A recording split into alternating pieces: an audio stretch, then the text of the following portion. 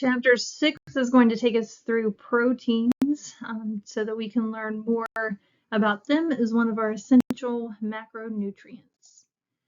So our learning outcomes in your study guide, so we'll be talking about the different types of amino acids and particularly, of course, where they come from in our diet, and ultimately talking a little bit about vegetarian diets as well. So section 1 is just looking at the building blocks of proteins, which are amino acids. And essentially there are 20 different amino acids. We'll see a picture of them here in a second. But amino acids have nitrogen, carbon, hydrogen, and oxygen in them. As far as a chemical standpoint, that's where they're at. Of those 29 are essential. Again, essential means that we have to consume them, so they must be consumed in our diet. We can't make them. The other 11 are considered non-essential, just meaning that our body can make them. So as long as we have those 9 essentials, we can make everything else we need. And while the main purpose of proteins is not to provide energy, they can be used to be broken down for energy. When that happens, about 4 kilocalories, about the same as our carbs, are released per gram. But again, with proteins, and we'll go through a laundry list of their functions, but mainly they regulate and maintain body function. So they're not a main energy source. They're more of a structure and building block. Right, this is just showing the list of 9 essential and the 11 non-essential. I do not expect you to know which ones are which, just kind of throwing them out there more as a visual so that you can see some of these different amino acids and just whether they are required or something we can make. All right, this is showing kind of the structure of the amino acids. So they have an amino group. That's where that nitrogen comes into play and why we need nitrogen, especially comes from our plants that can absorb it through the soil. But that amino group is attached to this carbon skeleton shown in green, where we have the carbon kind of here in the middle, a hydrogen attached. And then all those 20 different amino acids vary with what's attached here to the R. So showing a couple simple ones, glycine, for example, just has another hydrogen attached there. Alanine has a methyl group, which is carbons with some hydrogens, but others maybe have multiple atoms attached or like ring structures. So again, they all vary there with what's attached to that carbon. And then the other part is called the carboxyl group, which is shown here. It has the carbon, the oxygens, and some more OH groups there. But that's the essential structure of our amino acids. Okay, a couple other terms here. Again, we already mentioned the 9 essential, just meaning they can't be made. We have to take them in our diet. There are also what are referred to as limiting amino acids, and these are some of those 9 essential amino acids, but these are the ones with the lowest concentrations. So again, it just means that not only are they required, but they're kind of rare in our food. So we have to make sure we're consuming enough of these limiting amino acids. And then there are some others called conditionally essential amino acids. And these are some of the non-essential, so some of those 11, but in certain either conditions or different times in our development, they may become essential. So during rapid growth, so during development, we may need some extra amino acids just because the body can't keep up, or there may be a different disease or something going on where the body's not making them even though it normally could. So in that case, there may be some of the non-essentials that for at least a time now are required in our diet. So they're considered conditionally essential. Just an example of that is PKU. So this is a genetic disease. It actually gets tested while infants are in the hospital. But what happens here is one of the amino acids, tyrosine, actually becomes a conditionally essential amino acid, because in this condition, this PKU, normally we can make tyrosine. It's a non-essential amino acid, but in PKU, they lack an enzyme required in that synthesis. So they can't make tyrosine on their own, so they have to consume it. So again, it's just typically phenylalanine, which is again one of our essential amino acids, makes tyrosine, but in PKU they lack that enzyme of converting it, so it's inefficient. So now tyrosine is essential and has to be consumed. And at the same time, not only do they now have to consume tyrosine, they normally wouldn't, they also have to limit, or as much as possible, remove the phenylalanine, because since they can't convert it to tyrosine, it just builds up and actually can become toxic. So in their diet, they have to eliminate phenylalanine from their diet, because that toxicity can alter brain function and lead to some intellectual disabilities.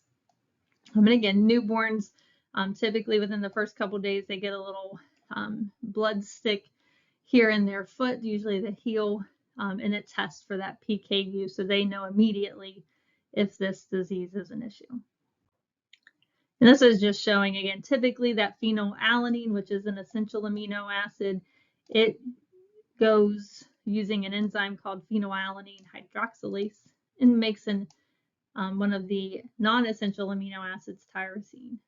But again, PKU individuals, they can't do that. That enzyme doesn't work or isn't sufficient.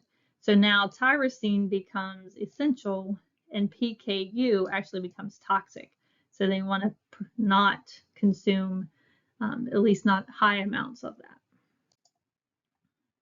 All right, so then section 2, just looking kind of at how these proteins are organized. So the synthesis, 2 amino acids come together to form what's called a peptide bond. That's why these are also called polypeptides, because they have lots of these little peptide bonds holding them together. But again, it's just the bond that joins amino acids together. And again, most of the proteins in our diet and that we make are called polypeptides because they have multiple amino acids, anywhere between 50 to 2,000 amino acids. All right, now how they're organized, so the order of the amino acids determines their shape, and the shape of the protein determines its function. So the shape that they become is vital to how they function. Now, what determines the order that those amino acids line up is our DNA. So they have the instructions and they tell which amino acids should be placed in that specific order. Now, if there's a mutation or the DNA has an error due to either a genetic defect or just a mistake where they put in the wrong amino acid, or for whatever reason, the chain, an incorrect chain could be made, and then it's not going to fold properly, it won't be in the right shape, and therefore it's not going to function properly. And this is just kind of showing that organization or structure. Hemoglobin that carries our oxygen, it actually is made up of 4 different smaller proteins or polypeptides. Each one has a different color, but all 4 of them combine to make this one big hemoglobin.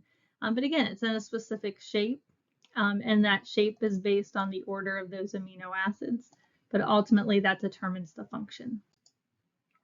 Just an example here of how important that shape is. The condition sickle cell anemia, this is where that hemoglobin that we just showed, there's an incorrect amino acid that gets added, and it's just one of all the hundreds of amino acids. It has one of them is the wrong one.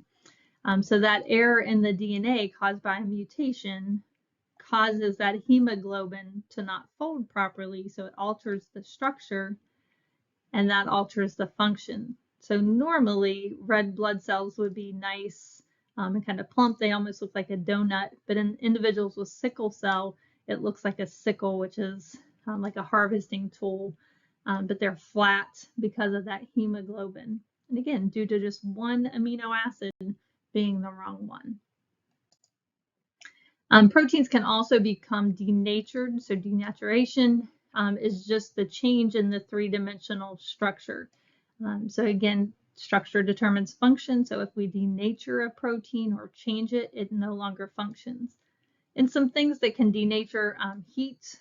So for example, whenever you cook an egg, the egg white, the albumin that's in there, whenever you first have it, it's nice and clear because it's in a specific shape.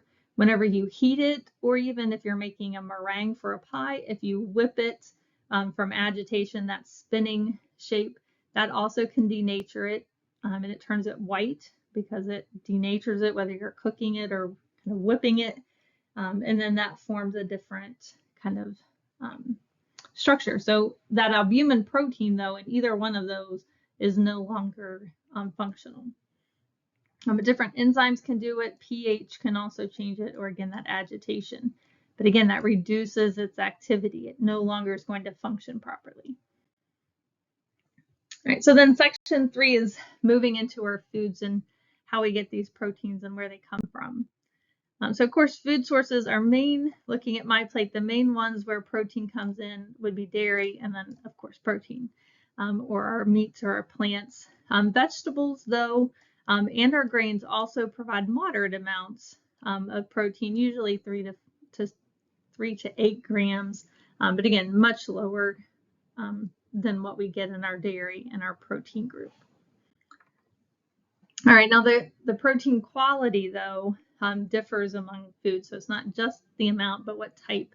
So again, thinking about like our carbs, whole grain is better than refined grain. So the protein quality differs based on the origin. So whether it comes from animals or plants. Again, recommendations encourage more plant-based protein to be used. The individual amino acids, so some have more of the essential amino acids that we need, others don't have as many, and just the level of the activity of those amino acids. So again, animal proteins, though, usually have all 9 of the essential amino acids. Plant proteins, though, and grains, often, though, are low in 1 or more of those. So again, our animal proteins can have more saturated fat, so we need to kind of steer away from them, but we do need them because they do provide that whole plethora of essential amino acids. So again, these are classified based on the protein quality. Then they're called high quality or lower quality. More specifically, typically in our ads and stuff, we say complete proteins or incomplete proteins. So a complete protein is one that has all 9 essential amino acids. So eating that specific food gives you all of the 9 that we have. Incomplete lacks at least 1 or more of those essential amino acids. So those also can have limiting amino acids, just meaning they may have the essential amino acids, but they're in a low amount, so they don't provide very many of them. So then these can be used as complementary proteins that we'll talk about next. So complementary just meaning they go together. So this is combining 2 food protein sources that typically have limiting or kind of inadequate supplies of a specific essential amino acid. But if you eat both of them together, they can give that sufficient quantity of all 9 essential amino acids. And again, this is why anytime we talk about diet, we talk about variety, because again, by eating lots of different proteins, we can get all 9 essential amino acids and in sufficient quantities. So just some examples here of this would be like adding rice and beans, which is kind of a staple, especially in the Mexican diet. Rice and beans, again, both have some levels of protein, but individually they don't give us a high quality. But if those are combined, now all 9 essential amino acids are provided. Or the same thing with combining vegetables and nuts. Again, individually, neither group provide a lot of proteins, but combining them improves the protein quality. All right, and this is just kind of showing the different combinations that can come in. Again, grains are a source of protein, but they're limited in the amount of lysine, which is one of the essential amino acids. So they need to be coupled with another one that has enough lysine. Vegetables, though, they're limited in methionine, for example. But if you combine grains and vegetables, now you have all 9 of them. Same thing, nuts and seeds, they lack lysine just like our grains. So again, those can be combined, like we just said, with vegetables and nuts, like a salad or something with some nuts in it. And then legumes are missing methionine. So again, we can combine them with the greens or with the fruit and nuts. So again, these combinations just help ensure all of those amino acids are hit. All right, and then just kind of looking at where these, more specifically at the plant sources, which is where that combination is a little bit more important because they don't have all 9 of them. And just kind of giving you an idea of how many grams of protein are in these different sources. So of course milk, but the different types of milk have different levels of protein. So tofu, especially in vegetarian diets, is there, but again, it has less grams of protein per serving. So more would need to be consumed to get all that protein. You know, with our whole grains, so some different pastas here can give us different levels of protein in that diet. So again, wild rice compared to like white rice, it's more refined. So it increases that protein. Our nuts and different seeds like peanut butter, almonds, again, kind of looking at the amounts of protein we get there. And then our vegetables, edamame is kind of a newer one coming up, and this is why, because it has a lot of protein in it. So especially vegetarians consume typically more of that vegetable than non-vegetarians. But again, some just like the taste and all of that. But again, these are kind of our higher protein vegetables here. All right, now if we look at the animal proteins, again, this has all 9 essential amino acids. But again, the American Heart Association recommends that we move away from the animal products because of the connection with saturated fatty acids that increase cardiovascular and other diseases. So again, excessive intake of red meat is also linked to colon cancer. So again, it does provide all of those amino acids, but again, we want to limit the amount of animal proteins we're consuming. And again, the main reason for that is that high amounts of saturated fatty acids. It's also so low in beneficial substances found in plant sources. So again, animal fats don't, or animal protein don't help us with fiber that we need. Very few vitamins are in there, or minerals. So again, the plant protein provides, if combined properly, those amino acids, but also gives us vitamins and minerals and other things that animal protein cannot. There are also typically a lot of allergies that go along with different proteins. So this is just where, again, the immune system mistakes some type of food as being harmful and dangerous, so it reacts to it to give different levels of an allergic reaction.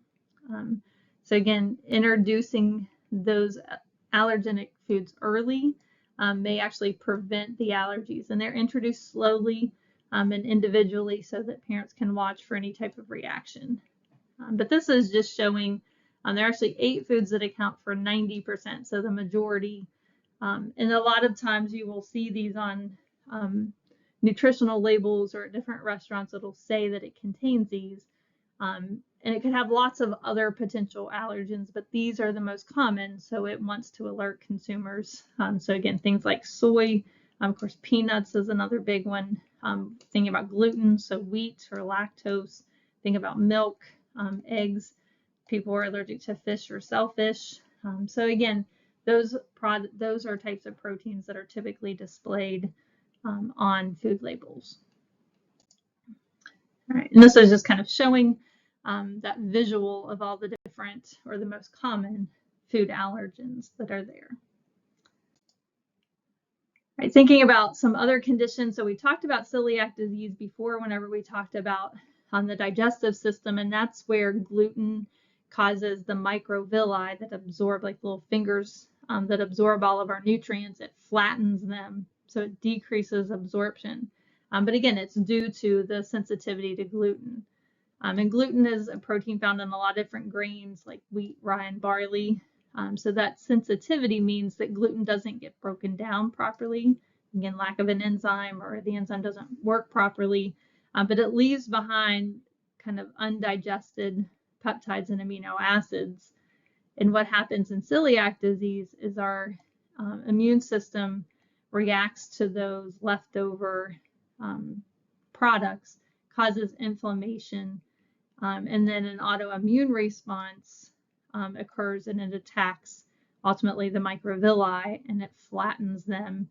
That decreases absorption. But there is also a genetic predisposition indicating you're maybe more likely if you have certain genetic factors to this. All right, so then section 4 is looking at the digestion and absorption of proteins.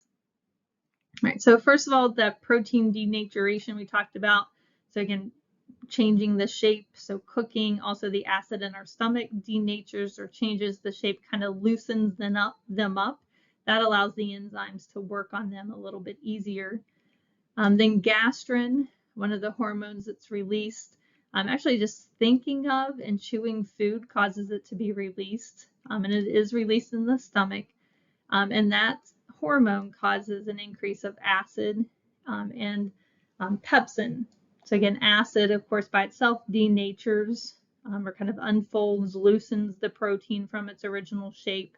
And then the enzyme pepsin, again, also in the stomach, so it has to be able to work in those acidic conditions, but it actually breaks the polypeptide, so it breaks those peptide bonds to break them into smaller chains of amino acids. So it doesn't completely break them down, it just kind of starts snipping at them a little bit.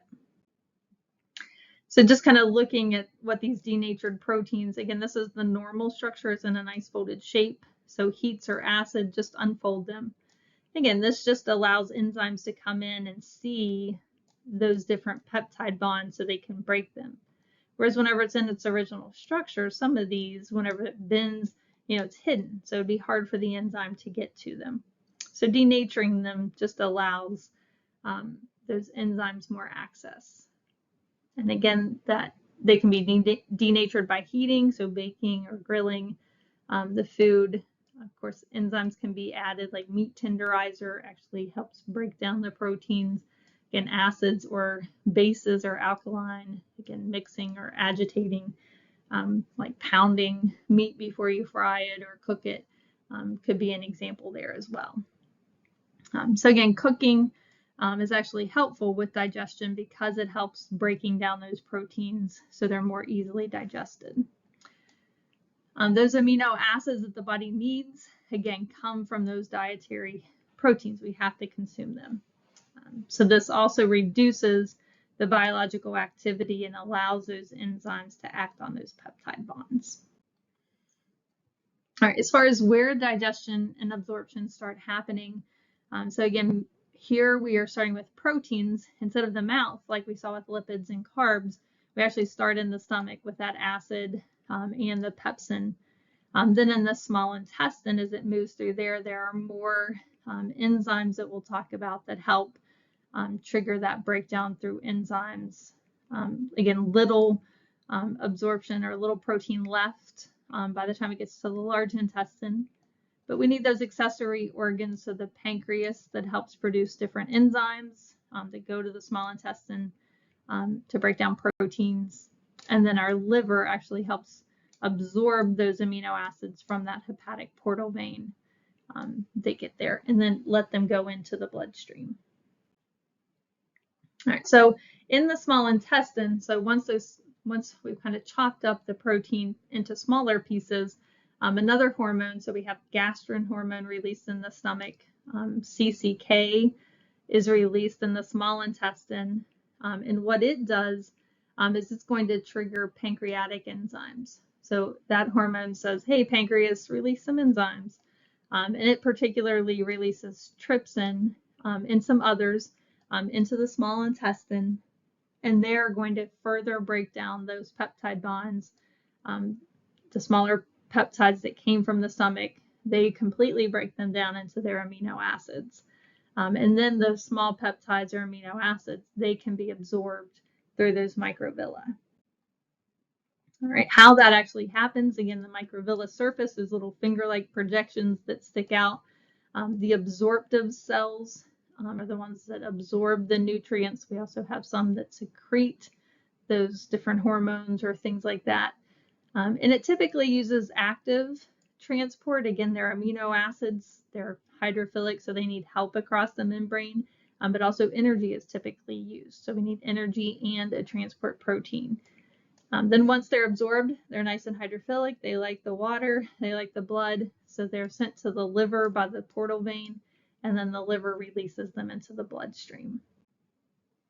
All right, just a little more information here about our microbiome as we kind of hit in each chapter. But protein sources actually have a pretty big impact on the gut microbiota, so on those bacteria in the stomach. And that relates to obesity in both positive and negative ways. So some proteins help the microbiota that prevent obesity. Others cause damage to them that can lead to obesity. So those that are high in branched chain is what BCAA, branched chain amino acids. So they're just not in a straight line. They have some extra things on that R group.